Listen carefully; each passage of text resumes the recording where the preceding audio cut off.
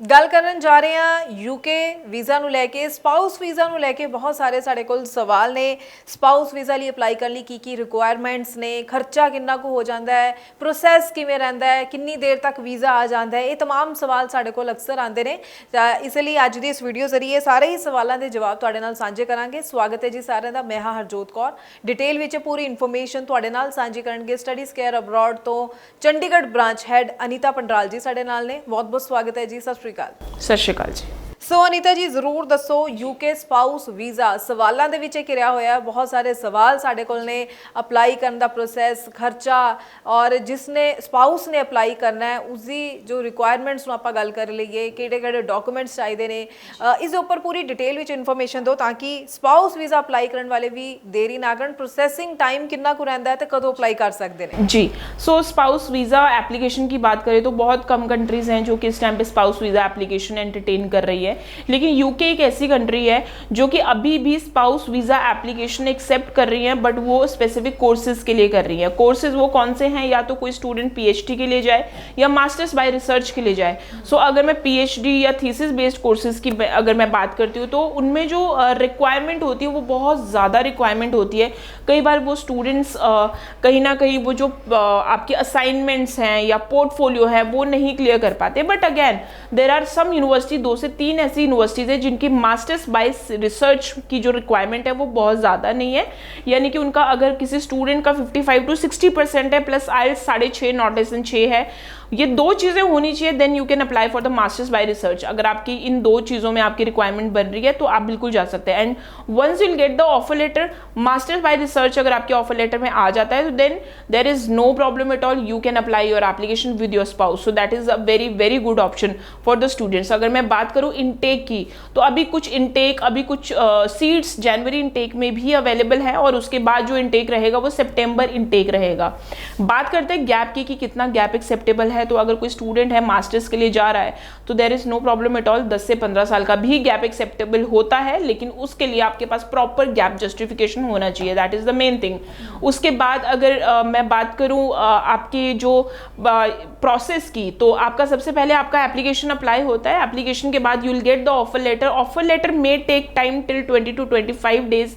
Reason being क्योंकि आपका जो ऑफर लेटर है वो मास्टर बाय रिसर्च का है, they will check each and everything, सारी आपकी रिक्वायरमेंट चेक करेंगे। Once you will get the offer letter, उसके बाद आपको जो अपनी फंडिंग है वो दिखानी पड़ती है। फंडिंग का यूके में हमेशा इसी तरह से रहता है कि आपका inner London and outer London, these are the 2 segment, कि आपके 2 तरीके से आपकी जो फंडिंग है वो रहती है।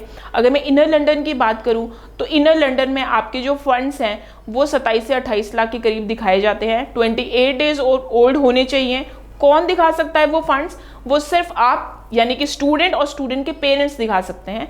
तो अगर तो स्टूडेंट के पेरेंट्स दिखा रहे हैं तो birth certificate is required, that is the mandatory document. But अगर स्टूडेंट दिखा रहा है तो then in that particular case birth certificate is not required. Student और स्टूडेंट के पेरेंट्स के अलावा और कोई भी नहीं है जो कि बच्चे के फंड्स दिखा सकता है। सबसे बढ़िया चीज़ ये है कि अगर आपके अकाउंट में 28 दिन पुराने हैं, फंड्स अवेलेबल हैं, FD हैं आपके पास, सेविंग है आपके पास, तो आपसे कोई भी यूनिवर्सिटी सोर्स ऑफ फंडिंग नहीं मांगेगी। ये नहीं पूछा जाएगा कि ये पैसा कहाँ से आया, जैसे कि ऑस्ट्रेलिया वगैरह में पूछा जाता है, तो ऐसा नहीं पूछा जाएगा। सो जैसे ही आप फंड्स आपके सबमिट होते हैं तो आपका एक इंटरव्यू भी होता है, तो जिसको हम बोलते हैं कैश इंटरव्यू। उस कैश इंटरव्यू में यू विल जस्टिफाई कि why you are going for UK. उस चीज़ के लिए इंटरव्यू की प्रिपरेशन हम लोग आपकी प्रॉपर करवाएंगे कि क्या आपके चीज़ें हैं, क्यों आप जा रहे हो, क्या फ्यूचर आउटकम्स हैं, वो you can also check from the website. And our interview preparator will prepare you कि आप क्यों जा रहे हो। So that is the thing. And once आपका इंटरव्यू क्लियर हो जाता है then you will pay the tuition fees. सबसे बढ़िया बात यह है कि यूके में students are getting the scholarship. Scholarship students को बहुत अच्छे में मिल रही है, तो you can also avail the benefit and you can also get the scholarship. जैसे ही स्टूडेंट की ट्यूशन फीस कैश लेटर आ जाता है, once you launch the visa file, so visas इस टाइम पे 15 से 20 दिन के अंदर आ रहे हैं। तो यूके अभी भी सारी कंट्रीज, जबकि सबका जो रूल एंड रेगुलेशन है बिल्कुल मैं कहूँगी कंफ्यूजिंग है, अनप्रिडिक्टेबल है, किसी के वीज़ाज आ रहे हैं, किसी के नहीं आ रहे हैं। सो यूके काफ़ी टाइम से एक कंसिस्टेंसी बना रखी है यूके में कि वीज़ाज पॉजिटिव आ रहे हैं और वीज़ाज टाइम पे आ रहे हैं, that is the main thing. और यूके में अगर कोई स्टूडेंट जाता है तो they are earning really very well, because UK is known for the 2 things. पहली चीज़ ये है कि यूके में अगर कोई भी स्टूडेंट जाता है, the quality of education is really very good. Variety of the courses आपके पास ऐसे होंगे कि जो सब्जेक्ट आपने अपने 11, 10, 12th में या 9th में जो पढ़ा होगा, जो टॉपिक और जो सब्जेक्ट आपने पढ़ा होगा, उसके उस टॉपिक के अकॉर्डिंगली आपके पास पूरा ही कोर्स होगा। सो that is the beauty of the UK. Secondly ये है कि देर आर 100+ कंपनीज जो कि इंटरनेशनल स्टूडेंट्स को प्लेसमेंट देती हैं। उन्होंने यूनिवर्सिटीज़ के साथ टाई अप कर रखा है कि आपकी पर्टिकुलर यूनिवर्सिटी के जितने भी स्टूडेंट्स होंगे उनको प्लेसमेंट हम देंगे। तो जो स्कॉलरशिप है और जो सैलरीज हैं वो स्टूडेंट्स को दे आर गेटिंग, स्टार्टिंग में ही उनकी अगर मैं बात करूँ तो 30,000 to 35,000 पाउंड के करीब उनकी सैलरी है, which is a very good amount.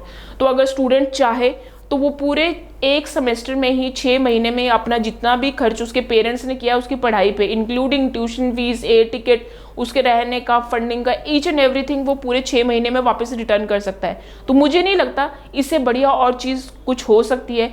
तो जहाँ पे अभी सारे लोग कंफ्यूज है कि कहाँ अप्लाई करना चाहिए, कहाँ क्या करना चाहिए, आप ज़रूर एक बार यूके में अपनी प्रोफाइल असेस करवाएं। भले ही वो आपकी अभी फर्स्ट प्रेफरेंस नहीं है, बट ज़रूर असेसमेंट करवाएं, बिकॉज यूके एक ऐसी कंट्री है जहाँ पे हर स्टूडेंट की जो प्रोफाइल है वो एलिजिबल होती है और हर तरह का कोर्स आपको मिलेगा। और जो चीज़ें हैं आपको जो after completion of the course है वो सैलरी बहुत अच्छी मिल रही है। तो that is the main thing. जी जी जी बिल्कुल। देखो फ्यूचर ਸੈਟਲਮੈਂਟ ਦੇ ਲਈ ਅਗਰ ਆਪਾਂ ਦੇਖੀਏ ਤਾਂ ਬਹੁਤ ਅੱਛੀਆਂ ਆਪਸ਼ਨਸ ਨਾਲ ਭਰਿਆ ਹੋਇਆ ਹੈ ਯੂਕੇ ਸਟੱਡੀ ਵੀਜ਼ਾ ਤੇ ਸਪਾਊਸ ਨੂੰ ਲੈ ਕੇ ਵੀ। ਆਈ ਹੋਪ ਤੁਹਾਨੂੰ ਸਾਰੀ ਫਾਰਮੈਲਿਟੀਜ਼ ਬਾਰੇ ਪਤਾ ਚੱਲ ਚੁੱਕਿਆ, ਪ੍ਰੋਸੈਸ ਕੀ ਹੈ, ਕਿਵੇਂ ਅਪਲਾਈ ਕਰਨਾ ਹੈ, ਕਦੋਂ ਅਪਲਾਈ ਕਰਨਾ ਹੈ। ਸੋ ਫਿਰ ਵੀ ਸਟੂਡੈਂਟਸ ਦੇ ਮਨ ਵਿੱਚ ਕਿਤੇ ਵੀ ਕੋਈ ਡਾਊਟ ਹੈ, ਨੰਬਰ ਲਗਾਤਾਰ ਡਿਸਪਲੇ ਹੈ, ਇਸ ਉੱਪਰ ਕਾਲ ਕਰੋ, ਪੂਰੀ ਇਨਫੋਰਮੇਸ਼ਨ ਲਓ ਤਾਂ ਕਿ ਸਹੀ ਪ੍ਰੋਸੈਸ ਦੇ ਨਾਲ ਤੁਸੀਂ ਅੱਗੇ ਵੱਧ ਸਕੋ। ਤੁਸੀਂ ਸਟੱਡੀਜ਼ ਕੇਅਰ ਅਬਰੋਡ ਦੇ ਆਫਿਸ ਵੀ ਵਿਜ਼ਿਟ ਕਰ ਸਕਦੇ ਹੋ, ਆਪਣੇ ਡਾਕੂਮੈਂਟਸ ਨਾਲ ਲੈ ਕੇ ਜ਼ਰੂਰ ਜਾਣਾ ਤਾਂ ਕਿ ਅਸੈਸਮੈਂਟ ਕਰਕੇ ਰਾਈਟ ਆਪਸ਼ਨ ਸਾਨੂੰ ਗਾਈਡ ਕੀਤੀਆਂ ਜਾ ਸਕਣ। ਬਹੁਤ ਬਹੁਤ ਥੈਂਕਸ ਅਨੀਤਾ ਜੀ, ਇਹ ਪੂਰੀ ਇਨਫੋਰਮੇਸ਼ਨ ਤੁਸੀਂ ਸਟੂਡੈਂਟਸ ਨਾਲ ਸਾਂਝੀ ਕੀਤੀ ਹੈ। ਅੱਗੋਂ ਵੀ ਅਸੀਂ ਸਟੂਡੈਂਟਸ ਦੇ ਲਈ ਇਸੇ ਤਰ੍ਹਾਂ ਨਾਲ ਹੋਰ ਇਨਫੋਰਮੇਟਿਵ ਵੀਡੀਓਜ਼ ਲੈ ਕੇ ਆਉਂਦੇ ਰਵਾਂਗੇ। ਫਿਲਹਾਲ ਹੀ ਦਿਓ ਜੀ ਇਜਾਜ਼ਤ। Thank you so much. Thank you so much.